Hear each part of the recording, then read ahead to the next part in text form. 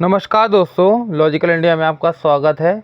आज हम भारत का बजट के बारे में आपसे बात करने आ रहे हैं। अगर ये वीडियो आपने नहीं देखी तो आपको नहीं मालूम पड़ेगा क्या चीज़ सस्ता होने वाला है, क्या चीज़ महंगी होने वाली है और क्या आपके जीवन में इसका इफ़ेक्ट आने वाला है।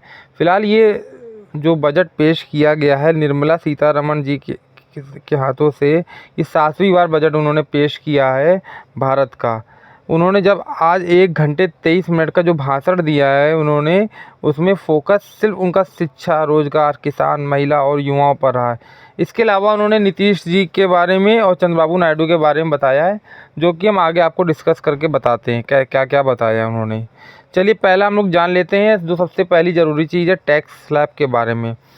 पहले जो टैक्स स्लैब थी उससे उन्होंने थोड़ा वैसा ही रखा हुआ है, बस थोड़ा बहुत उन्होंने जो 3 लाख से लेके 6 लाख था और जो उसको 1-1 लाख करके बढ़ा दिया। अब उन्होंने क्या करा है, 3 लाख तक का कोई टैक्स की दर नहीं है, 3 से 7 लाख तक के 5% की है, 7 से 10 लाख तक 10% की है, 10 से 12 लाख तक 15% की है, 12 से 15 लाख 20% की है और 15 लाख से ज़्यादा तो 30% की है।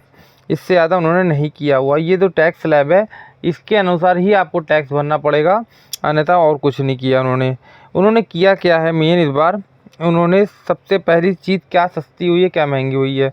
उन्होंने कैंसर की दवा जो है वो सस्ती कर दी है, सोना चांदी सस्ता कर दिया है, प्लेटिनम जो कि पहना जाता है और जो इंडस्ट्रियल यूज़ में भी आता है, थोड़ा बहुत इस समय आने लगा है, वो सस्ता कर दिया है।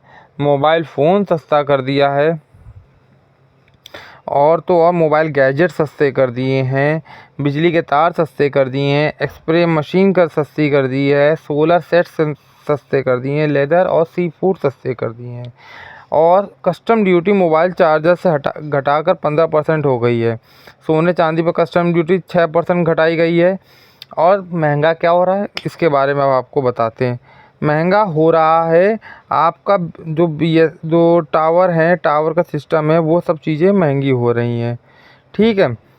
और प्लास्टिक का जो सामान है उसको 25% तक बढ़ा दिया गया रेट, उसके बढ़ कस्टम ड्यूटी बढ़ा दी गई। मतलब इतना में चांदी का जो प्लास्टिक के जो आप सामान यूज़ करते हो, बाउल सॉस, ये सब चीज़ें महंगी हो जाएंगी, ठीक है। पेट्रोल सस्ता हो जाएगा, डीजल भी सस्ता हो सकता है और घरेलू सिलेंडर 27 रुपये तक सस्ता हो जाएगा। कॉमर्शियल सिलेंडर भी सस्ता हो सकता है। तो ये सब चीज़ें सस्ती होंगी। तो और तुअर की दाल जो होती है वो महंगी हो जाएगी। चावल भी महंगा हो सकता है, चावल के रेट भी बढ़ सकते हैं। आलू भी महंगा हो सकता है और सब्जियों में थोड़ा बहुत तो इफ़ेक्ट पड़ता ही पड़ता है हर बार जो होता है। अब क्या होगा, पहले नौकरी में 1 लाख रुपए से कम सैलरी पर ईपीएफओ में पहली बार रजिस्ट्री करने वाले लोगों को 15,000 रुपये की मदद 3 किस्तों में मिलेगी। अब एक चीज़ और की है कि जिन लोगों को सरकारी फ़ायदा एजुकेशन में नहीं मिलता है, अब गवर्नमेंट ने क्या किया है, जिन्हें सरकारी योजनाओं के तहत फ़ायदा नहीं मिल रहा है उन्हें देश भर के संस्थानों में एडमिशन में लोन मिलेगा। लोन का प्रतिशत कितना होगा, लोन का प्रतिशत 3% होगा, जिसका पैसा सरकार देगी और ई वाउचर्स निकालेगी और हर साल 1 लाख स्टूडेंट्स को बांटेगी। अब इन्होंने बिहार में और आंध्र प्रदेश में सबसे ज़्यादा पैसा बांटा, इसकी चर्चा ज़्यादा है। बिहार में 58,900 करोड़ रुपए बांटे हैं, आंध्र प्रदेश में 15,000 करोड़ रुपए दिए हैं। बिहार, झारखंड, पश्चिम बंगाल और आंध्र प्रदेश में इंफ्रास्ट्रक्चर डेवलपमेंट के नाम पे पैसे दिए गए हैं।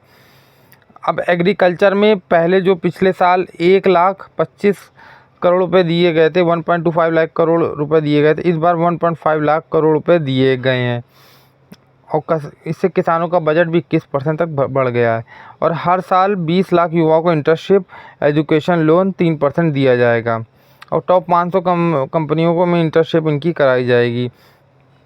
और सबसे बड़ी बात क्या है, सोलर एनर्जी को बढ़ावा देने के लिए सूर्य घर मुफ्त बिजली योजना के तहत 1 करोड़ घरों को 300 यूनिट बिजली फ्री मिलेगी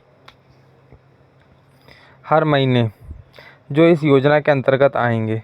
अभी तक इतने ही इन योजनाओं के बारे में बताया गया, मालूम पड़ा है। बाकी आगे जो मालूम पड़ेगा हम आप लोग को अपडेट्स देते रहेंगे। धन्यवाद।